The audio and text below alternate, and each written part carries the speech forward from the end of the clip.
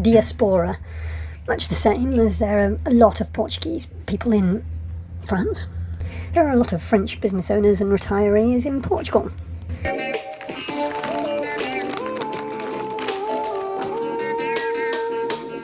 There are a lot of diaspora of the Philippines all over the world, in every country, and there are some retirees from those countries in the Philippines.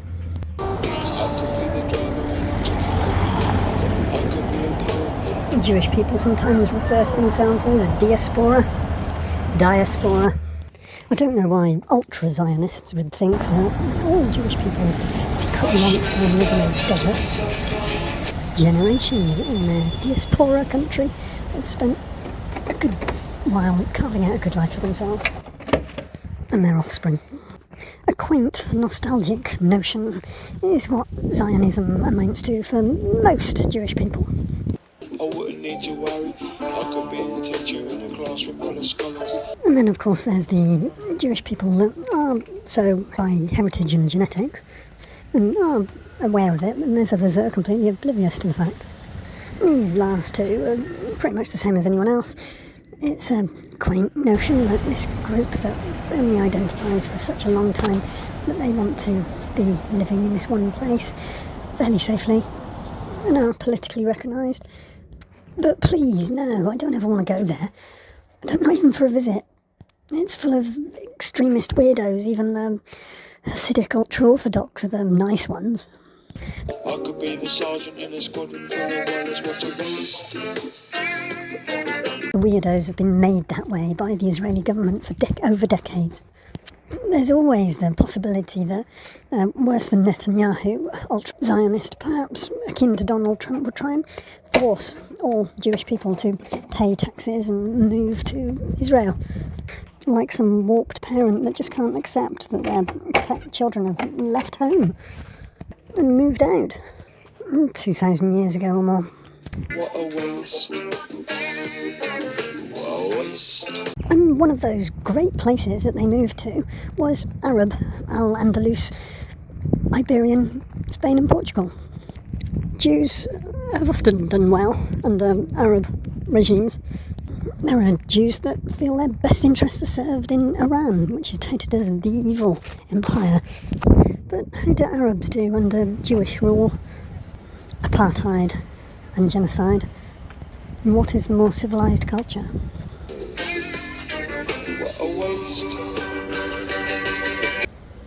There is the male genital mutilation thing, that if at 8 days old you weren't circumcised by a Moor and had the full bepe, where the Moor, the priest, the rabbi, sucks the blood from the infant child's member after it's been cut. You're not Jewish and you've got no chance of going to heaven if you haven't had this done. If your parents, your mum and your dad didn't push for this to happen, you're not Jewish.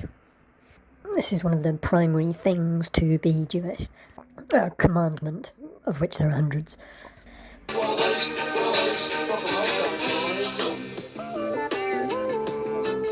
But perhaps not surprisingly, this has an effect on the male child. A distortion on the whole family as a whole, to be so contrite and controlled that it happens in the first place. But it has been proposed in fairly small subject study groups that this has the effect on the child that they... hypersexualization, it gets called. No, that's not the same thing as nymphomaniac, but it sort of can be. That child that goes through that then becomes various different types of sex pest as they're older. It's a difficult thing to study or quantify because only small numbers of people get hospitalised for this.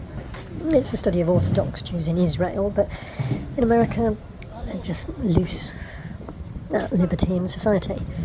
Now, we can all think of some fairly recent high-profile cases of a movie producer and a Epstein Maxwell fixer to the stars like Trump and Prince Andrew. But this abuse and hypersexualisation, alongside one of the most prolific birth rates in the world for centuries, These two are perhaps the reason for pogroms throughout centuries alone. On the face of it, Jewish family history recorded through the female bloodline is a positive, but it's a control of classifying the family, or rather profiling the females of the family. You would take that woman as your wife, you would take that daughter of that family as a concubine, or pass or sell on to another for money or influence, near or far. And this is one of the ways that Jewish people in both the Arab and the Christian world, the Muslim and the Christian world, have maintained a duality of presence in both empires.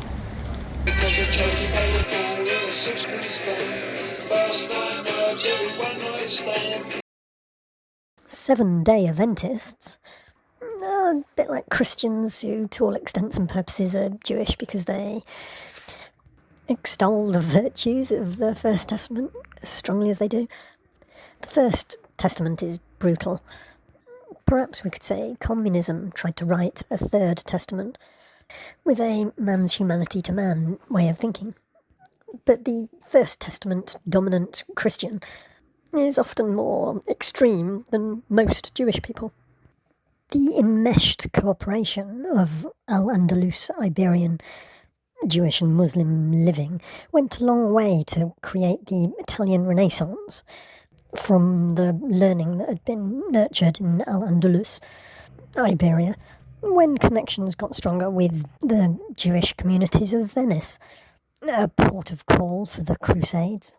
And as tide was turning in Iberian Peninsula, Spain and Portugal, treachery created a lot of slaves that could be traded.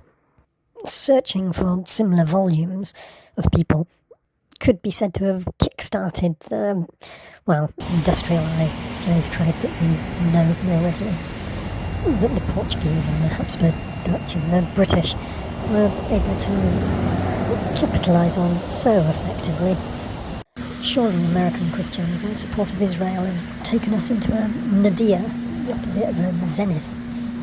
Persia, Iran has so much cultural learning to offer. There is no protest, there is no throwing stones, there is only death for Muslims under Israel. The cultural nadir of Israeli rule on the world. Blatantly trying to manipulate through the United States the light of European human rights and the attempt of the rule of international law